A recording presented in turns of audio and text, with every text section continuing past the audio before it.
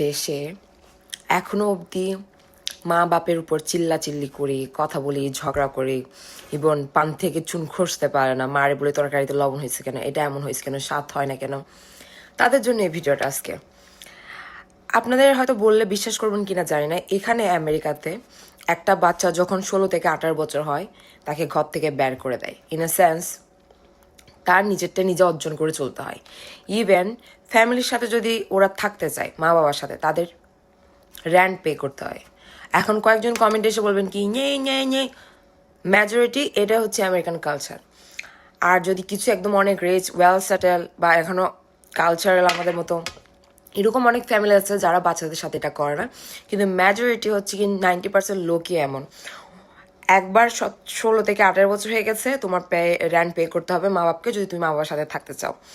আর 18 বছর হয়ে গেছে তুমি স্বাবলম্বী, 20 বছর হয়ে গেছে তুমি স্বাবলম্বী, তুমি 40 ঘন্টা জব করার যখন পারমিশন পেয়ে যাচ্ছ, গেট আউট, ঘরের বাইরে। তো আমার একটা ক্লাসমেট ছিল এরকম, যে হচ্ছে এরকম $450 র্যান্ট পে করতো ওর মা বাবাকে।